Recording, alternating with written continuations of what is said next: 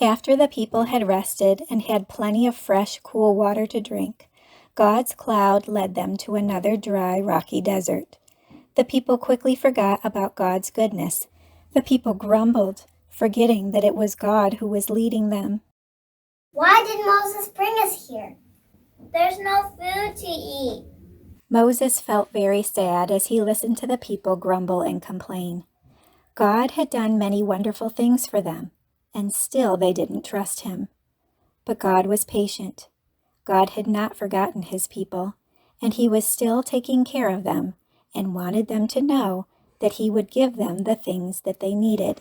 God told Moses, I will send down food from heaven for my people. I will send meat in the evening and bread in the morning. That evening, just as God had promised, hundreds of birds called quail came flying across the sky and into Israel's camp. All the people had to do was reach out and catch them. They cooked the quail and ate until they could eat no more.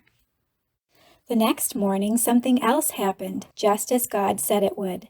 On the ground outside their tents was something that looked like little seeds.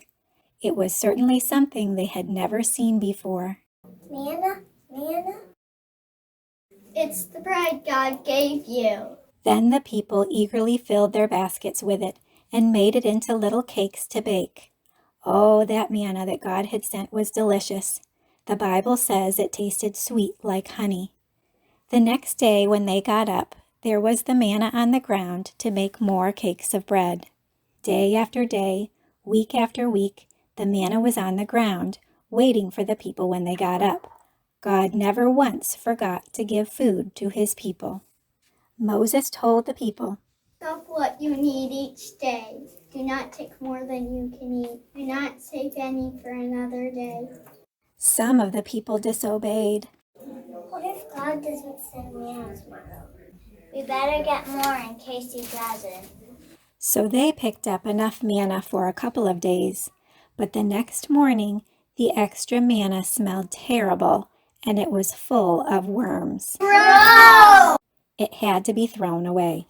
God also told the people to get up early before the heat of the sun could melt it. They learned that they needed to obey what God says when he says it. That's a lesson we all need to learn too. They traveled on from place to place as the Lord commanded. They camped at Rephidim, but there was no water to drink. Once again, the people quarreled with Moses. We need water. Why did you bring us here? Did you bring us here to die of thirst? Why do you quarrel with me? Why do you put the Lord to the test? What am I to do with these people? The Lord answered Moses, Walk on ahead. I will stand before you by the rock at Horeb. Strike the rock, and water will come out of it for the people to drink. Moses did this, and the people were able to drink. Although the people grumbled and complained in the wilderness, God took care of them and gave them plenty of meat, manna, and water. The Bible tells us, "You are the God who sees me." God sees us all the time, and he knows what we need. He will take care of us, just as he took care of the Israelites in the wilderness. We can thank him for providing for us even before we see him move. He promises to give us just what we need.